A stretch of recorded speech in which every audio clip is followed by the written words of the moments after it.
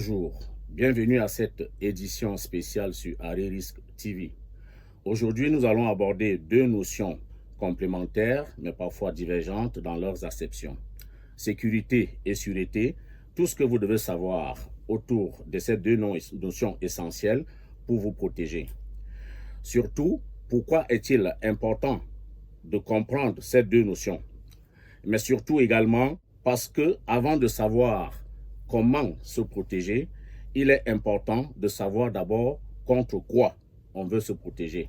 Pour vous permettre de bien comprendre ces deux notions, de les disséquer et de comprendre tous les enjeux sécuritaires qu'il y a autour de ces deux notions, eh bien, nous avons invité un expert, Cosmas Nwachok, en sécurité privée. Bonjour, monsieur Cosmas Nwachok, et bienvenue à Aririsque TV. Merci, monsieur Frédéric Bungou. Bonsoir à vous également et bonsoir à vos millions d'abonnés et de téléspectateurs. Sécurité et sûreté, deux familles de risques, dites-vous. Lorsqu'un Camerounais dit par exemple « je veux sécuriser ma maison », à quoi cela renvoie-t-il très exactement? D'accord, ça renvoie à la sécurité et à la sûreté. Mais si je vous réponds comme ça, vous n'êtes pas très avancé. J'avoue que c'est deux notions qui sont connexes et qu'on utilise de manière indistincte. Même quand vous écoutez les professionnels en sécurité, ils vous parlent indistinctement de la sécurité ou de la sûreté. Ça renvoie à deux familles distinctes de risques. C'est pour ça que nous disons que la sécurité, c'est l'ensemble des opérations, des actions, des mesures qui sont mises en place pour lutter contre des actes hasardeux, des actes non intentionnels. A contrario, la sûreté vise l'ensemble des mesures mises en place pour se protéger des actes malveillants, donc des actes intentionnels. Si vous permettez, je vais imager. Oui, si on reprend notre exemple du début, le Camerounais qui veut sécuriser sa maison. J'en viens. Pour sécuriser une maison, on met en place des mesures qui visent à prévoir non seulement ce qui est non intentionnel, mais aussi ce qui est intentionnel. Donc, laissez-moi développer. Allez-y, allez-y. Quand on parle de sécurité, ces mesures que j'ai dit qu'on met en place pour des actes qu'on n'a pas voulu, si vous partez dans un magasin qu'on est en train de nettoyer, dans un hall de bureau, que la technicienne de surface vient d'essuyer, vous glissez, vous tombez, vous allez vous faire mal. Il y a un événement malheureux qui se produit, il y a un accident qui se produit, mais personne ne l'a voulu. Par contre, vous allez dans un magasin, l'agent de rayon trouve une dame ou un monsieur en train de dissimuler un parfum dans sa veste, une bouteille de liqueur dans son sac, sans avoir payé. C'est un acte malveillant, donc ça relève de la sûreté. Donc le Camerounais qui dit « je veux sécuriser ma maison, je veux protéger ma maison », il pense à mettre des actions en place qui vont faire que les événements indésirés soient prévenus et les événements malveillants soient prévenus. Je vous illustre avec deux exemples. Il est possible, si vous êtes un directeur d'entreprise, un capitaine d'industrie, qu'un employé que vous avez licencié vienne mettre le feu à votre maison. Donc, il a l'intention de nuire. Ça, c'est un acte malveillant. Il peut même mettre le feu. Ça relève de la sûreté.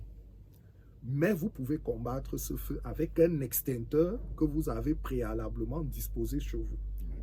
Donc, vous pouvez combattre un départ de feu malveillant avec un extincteur. Je veux protéger ma maison contre quoi? Peut-être contre le risque incendie.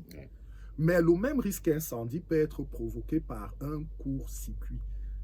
On a coupé la lumière et au retour, la tension est peut-être élevée et il y a un départ de feu. Personne ne l'a voulu, à commencer même par la Socadelle. Donc, il y a un départ de feu. Ce départ de feu-là, dû à un retour d'énergie électrique qui crée un court-circuit, entraîne un départ de feu ou alors un incendie qui est accidentel. Personne ne l'a voulu. Mais l'agent qui a été licencié, qui vient mettre le feu à votre maison, c'est un acte malveillant. Donc vous voyez que l'un relève de la sécurité non voulue, Ouais. l'autre malveillant, voulu, conscient, relève de la sûreté. D'où donc la connexité entre les deux termes que vous avez évoqués à l'entame de votre prise de parole. Alors, les deux ont aussi Et en je commun. voudrais que Oui. l'on sache très bien et qu'on retienne, ça c'est le fil conducteur de ce débat Oui. ou de cet échange, il faut retenir la notion d'intention, c'est-à-dire que l'envie de nuire. Ok. Donc, par exemple, une agression va donc relever de la sûreté Oui. et une catastrophe naturelle de la La sécurité. sécurité. C'est bien entendu. Mais les deux termes ont aussi peut-être en commun la notion de menace. Où est-ce que vous la situez, la menace? Parce qu'on voit très bien dans votre exemple que l'un et l'autre visent à prévenir une menace. C'est quoi la menace? Une menace, c'est une personne qui veut faire du mal, pour parler trivialement. Oui. Une menace, c'est quelque chose qui vous expose. Mais la menace n'est pas qu'humaine. La menace n'est pas qu'une personne.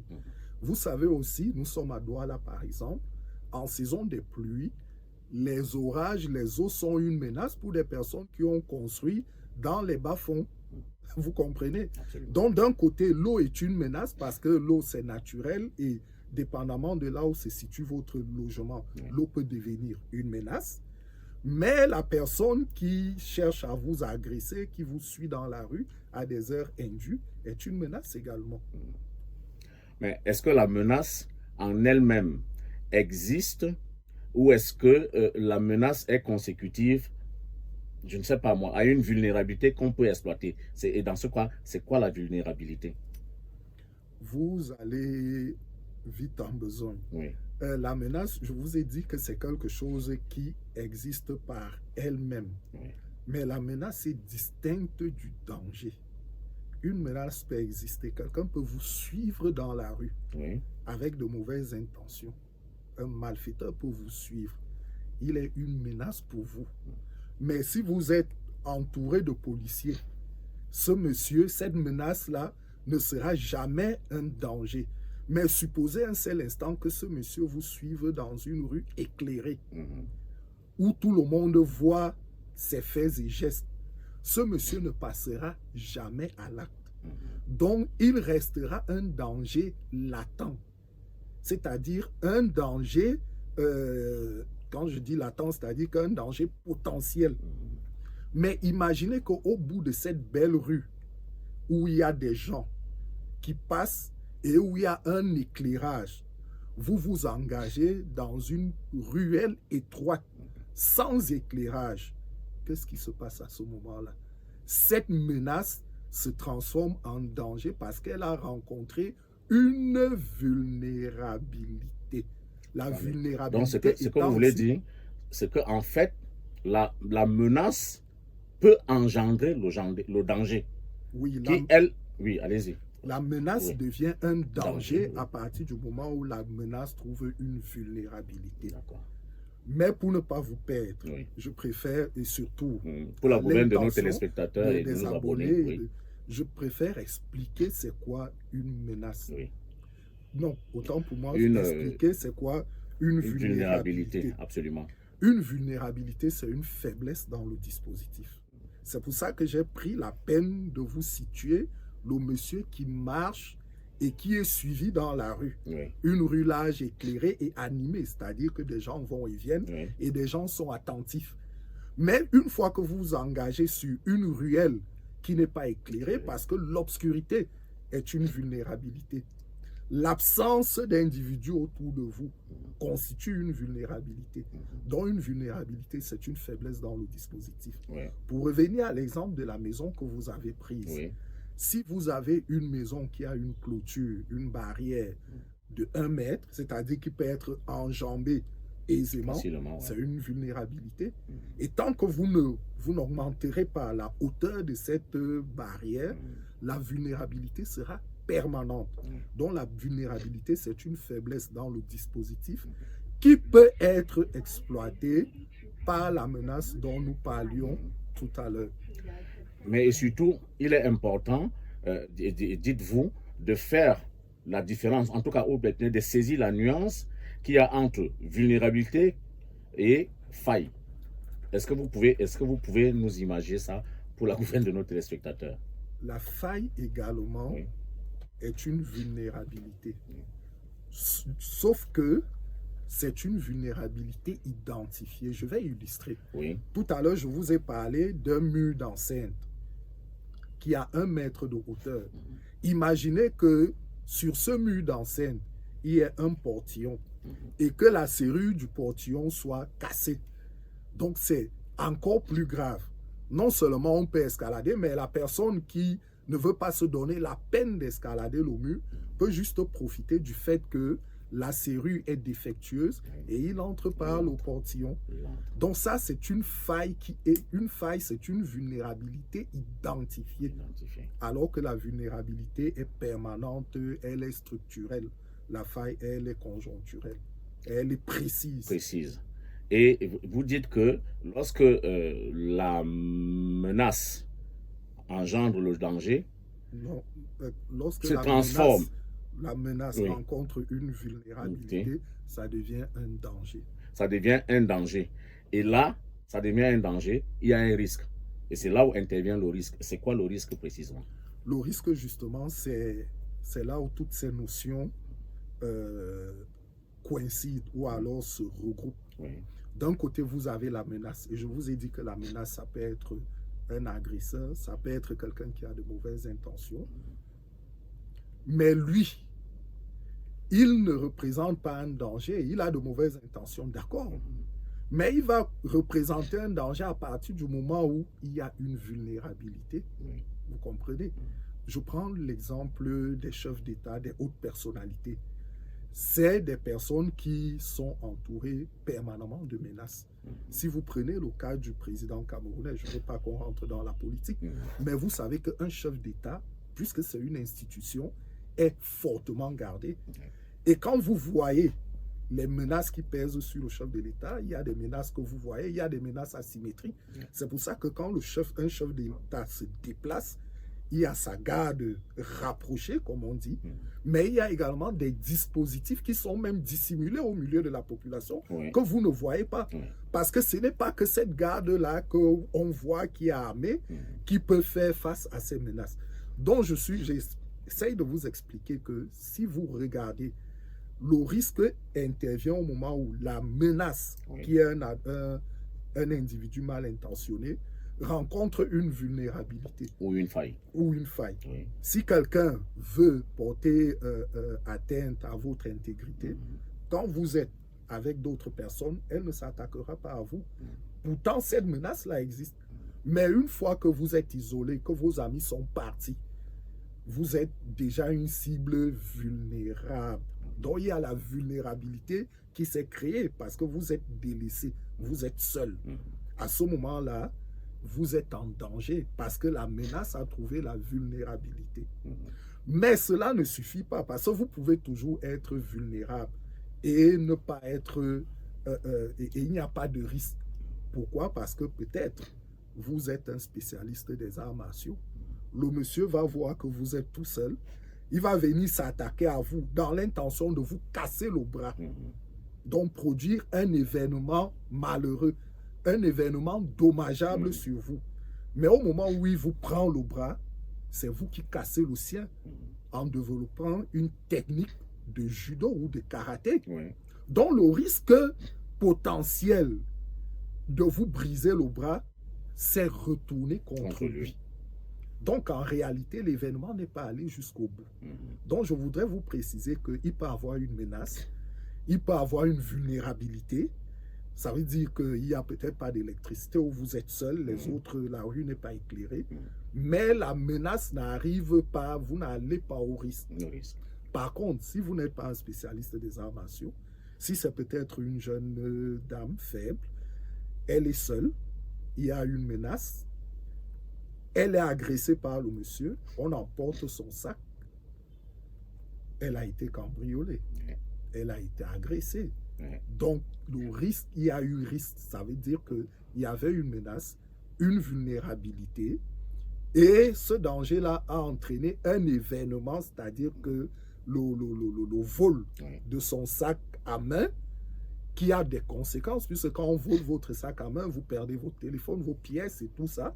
Donc là, c'est le risque qui s'est manifesté. Donc c'est une suite d'événements, oui, pas d'événements, mais c'est la combinaison ou la confluence, la conjonction de tout cela qui entraîne le risque. Donc, pour bien nous résumer, être sûr que nous avons compris, selon vos explications, le risque est généralement lié à des dommages, c'est ça? Je veux bien comprendre. Oui, le risque est lié à un événement qui s'est produit et qui a un impact. Qui a un impact sur vous. Mais cet événement-là ne se produit que lorsqu'il y a une menace, une vulnérabilité ou une faille, comme vous avez dit. Et c'est à ce moment-là, ou bien pas à ce moment-là, mais si on devrait suivre le cheminement que vous venez de tracer, c'est à ce moment-là que nous devons penser à la prévention, à la dissuasion et peut-être à la protection ou à la détection, je ne sais pas. Tout ce que l'on fait au final, c'est pour protéger les personnes, les biens. Donc ça doit être dans l'inconscient même. Quand je dis l'inconscient, c'est-à-dire que chacun de nous doit prendre conscience, doit être conscient qu'il est environné de menaces. Et que pour se prémunir, il doit diminuer autant que faire se peut les vulnérabilités. Les menaces ne dépendent pas de nous. Les menaces ne dépendent pas de nous. Quand vous marchez dans la rue, vous ne suscitez pas les mauvaises intentions chez quelqu'un. Par contre, les vulnérabilités, nous pouvons contribuer à les réduire à leur plus simple expression. Je veux dire, peut-être que ma question n'a pas été bien comprise, je veux dire, le cheminement que vous avez bien tracé devrait aboutir en amont, ou plutôt en aval, de la prévention. La prévention, on prend les mesures de prévention quand on a déjà fait ce cheminement et on sait à quoi on peut être exposé ou avant. Je suis en train d'expliquer. Oui, allez-y. Je suis en train d'expliquer. Oui, allez-y. Et je vous laisse repréciser parce que j'imagine que chez les abonnés, les suiveurs, ça doit aussi être exactement le même questionnement. C'est pour ça que je préfère souvent, quand vous me coupez, vous laisser recadrer pour que on soit sûr qu'on avance ensemble. Tout à fait. Quand je vous disais que la menace, nous ne pouvons pas agir sur la menace de manière efficiente, mais que nous pouvons agir sur les vulnérabilités. C'était pour revenir à ce terme qui vous tient à cœur, la prévention. La prévention, oui. Et effectivement, vous l'avez bien dit, la prévention, c'est l'ensemble des mesures prises en amont pour se prémunir. On dit prévention, prémunir, c'est-à-dire que se protéger à l'avance. Je reviens à ce que je vous disais. Je vous ai dit tout à l'heure que la menace existe par elle-même, mais elle attend trouver une vulnérabilité pour se transformer en danger. Prenons le cas d'une jeune fille qui rentre le soir en sortant de la boîte de nuit. Est-ce que vous pensez qu'un individu peut s'attaquer à 60 jeunes filles, même à main nue?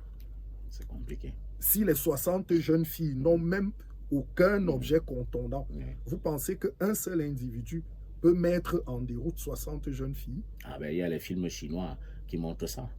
D'accord. Sauf que dans la réalité, on dit que sécurité is in number. Ça veut dire que plus vous êtes nombreux, plus vous êtes en sécurité. Donc, si vous devez sortir le soir, et vous allez voir que c'est le réflexe de chaque parent.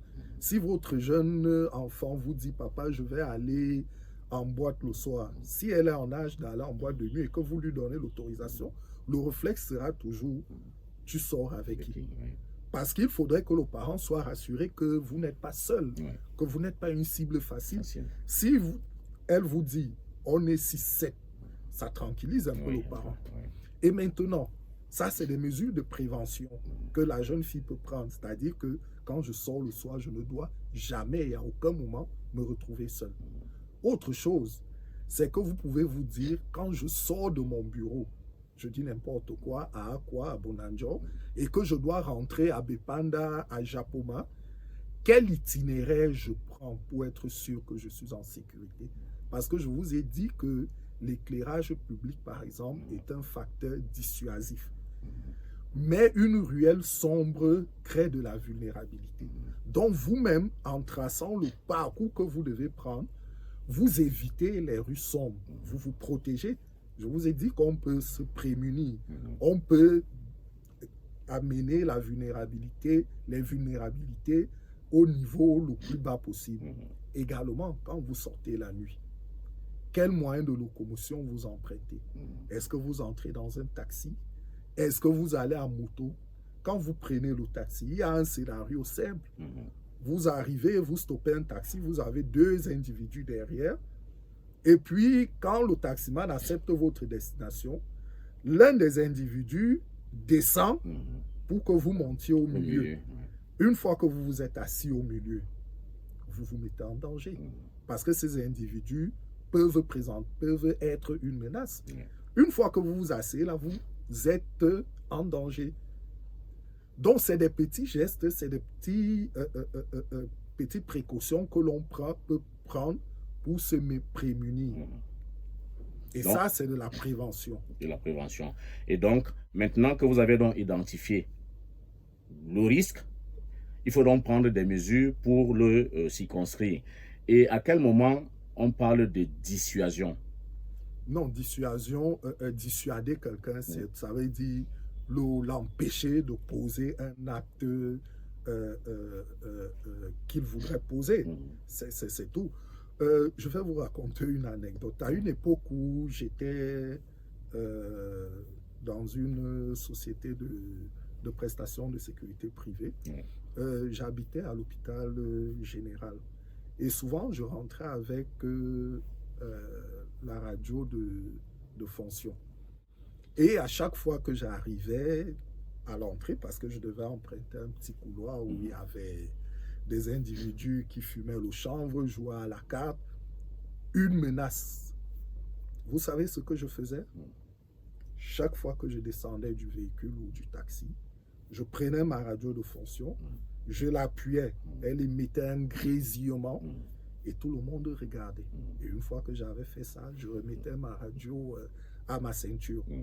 Tout le monde était convaincu que j'étais un homme en tenue et que probablement si j'avais une radio, je pouvais également être porteur d'armes à feu. Malheureusement, je n'avais pas d'armes à feu. Et même lorsque je marchais, après avoir fait tout ça, j'étais prêt à piquer un sprint. J'étais prêt à piquer. Ne jamais hésiter parce que même les meilleures mesures de prévention parfois peuvent présenter justement, et nous sommes là dans un autre aspect de la sécurité et de la sûreté, même le meilleur dispositif de prévention peut présenter des lacunes, des failles ou des négligences. Et je voudrais, avec vous, avec votre assentiment, vous poser cette question pour que vous puissiez nous détailler vraiment qui fait quoi, qui est responsable de quoi, et ce qu'on entend par tous ces termes que je viens de citer. Une entreprise qui possède par exemple 10 caméras, mais personne ne regarde les images et certaines ne fonctionnent même plus. Est-ce qu'on peut dire que vraiment cette entreprise-là est protégée? Oui et non. Oui et non, parce que en mettant les caméras, on a la capacité, même lorsque un acte malveillant a été posé, de retrouver les auteurs de cet acte-là. Ça, c'est pour la justice ou des procédures judiciaires. Par contre, la vocation d'une caméra, c'est de contrôler. Parce que la caméra participe de la télésurveillance, de la vidéosurveillance et de la vidéoprotection. L'objectif, quand on a une structure, ce n'est pas que des bandits entrent, ils cassent, ils volent et puis on les arrête pour les mettre en prison. L'objectif premier, c'est qu'ils n'entrent même pas. C'est pour ça qu'on installe des caméras. Or, si vous installez des caméras et dans un bureau, il y a un moniteur, une vidéo surveillance et que personne n'est devant cet écran pour contrôler, il y a un problème. Si vous installez des caméras et qu'une caméra tombe en panne, s'il y a une infraction et que vous voulez poursuivre les auteurs, vous n'avez pas d'image, il y a un problème. Si vous installez des caméras et le personnel qui est supposé contrôler ces caméras abandonne le poste de contrôle pour se retrouver à l'entrée principale, discuter avec d'autres collègues, il y a un problème. Mais vous dites qu'il y a un problème. Moi, je voudrais qu'on mette les mots sur chaque problème que vous évoquez. Par exemple, pour le cas du préposé qui ne regarde pas, qui ne contrôle pas ses moniteurs de contrôle, ce serait quoi? Une lacune, une négligence ou une faille? Non, celui qui ne contrôle pas. Oui, parce que parce que vous dites problème, mais je suis pas sûr que... Oui. Mais je voudrais justement arriver avec vous oui. à mettre une réalité derrière chaque mot. Oui. Les caméras qui sont installées et qui ne sont pas monitorées, c'est une faille. Autant pour moi, c'est une lacune. Par contre, les caméras installées qui sont tombées en panne parce qu'il n'y a pas de maintenance, ça, c'est une faille. Maintenant, les caméras installées, l'agent affecté au contrôle qui n'est pas là, c'est une faute professionnelle. C'est carrément une faute professionnelle. Ça va au-delà de la négligence. Ça va au-delà de la négligence. Et pour être sûr que nos téléspectateurs nous ont compris, ces lacunes, ces négligences-là relèvent toujours de la vulnérabilité. Ça crée de la vulnérabilité. Merci. Et maintenant, je voudrais savoir, lorsqu'il y a un problème de sécurité, bon, les gens ont tendance à dire, bon, c'est le problème de la gendarmerie, c'est le problème de la police, vraiment, ça ne me concerne pas.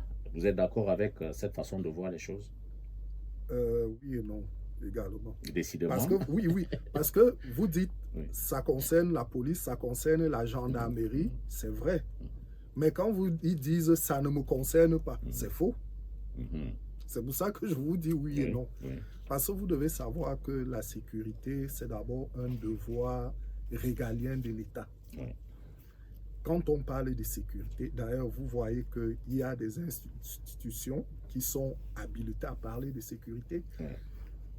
Quand le ministre de l'administration territoriale parle, parce que c'est lui le patron de la sécurité, en ce sens qu'il est garant du maintien de l'ordre public au travers des autorités administratives, les différents démembrements de l'État que vous pouvez imaginer. À côté de ça, vous avez les autorités de police et les autorités judiciaires qui participent également, bien que dans des rôles différents. Le procureur de la République, qui est une autorité judiciaire par exemple, lui participe dans le cadre de la répression. Alors que la police, la gendarmerie participent un peu dans le cadre de la prévention. Et il n'y a pas que la police, la gendarmerie. Vous avez également les organismes, les sociétés de gardiennage, les sociétés de sécurité privée qui font ce qu'on appelle le continuum, qui en collaborant avec les forces de défense peuvent alerter. Quand un agent de sécurité est posté dans une villa et qu'il constate que l'entrepôt en face fait l'objet d'un cambriolage, il est le premier à appeler la police, il est le premier à appeler la gendarmerie. Ce n'est pas dans le cadre de son espace de compétences, mais parce qu'il a monitoré cet incident, il donne l'alerte. C'est pour ça que les entreprises, et c'est d'ailleurs l'une des raisons pour lesquelles l'État a organisé l'exercice de la sécurité privée en donnant des agréments aux entreprises, en exigeant que ces travailleurs aient une certaine formation. L'État continue au travers des sociétés de gardiennage de faire appliquer la sécurité. Bien plus encore, le citoyen lambda que vous et moi sommes, nous sommes d'abord les bénéficiaires de cette sécurité parce que nous ne pouvons pas mener nos activités si nous ne sommes pas en paix, si l'ordre public n'est pas respecté. Mais au-delà de ça, notre intégrité dépend également de la collaboration, de la qualité de la collaboration que nous avons avec les forces de défense et de sécurité. Et il n'est pas étrange de voir chaque fois quand il y a des crimes, des assassinats, des vols, chaque fois que des officiers, qu'ils soient de la gendarmerie ou de la police interviennent, ils appellent toujours les citoyens à leur apporter leur concours.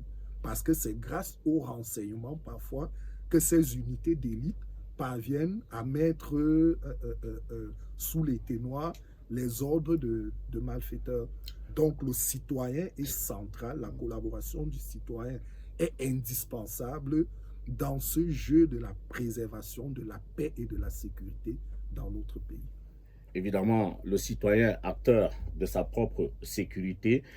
Nous allons certainement l'évoquer dans des prochaines éditions, parce que je suppose que pour que le citoyen joue pleinement son rôle, il y a certainement des petites astuces, des conseils que vous lui donnerez le moment venu pour qu'il sache ne pas se mettre en danger, qu'il sache par exemple documenter quelques faits pour aider justement la police et la gendarmerie, comme vous avez dit, donc le premier pilier de la souveraineté sécuritaire, c'est-à-dire l'État, et vous l'avez également évoqué, la sécurité privée comme deuxième pilier, avec le citoyen comme troisième pilier, qui forment donc un ensemble qui permet de bâtir une vraie culture de sécurité dans notre pays. Eh bien, Monsieur Cosmas Nwachok, je rappelle que vous êtes expert en sécurité privée.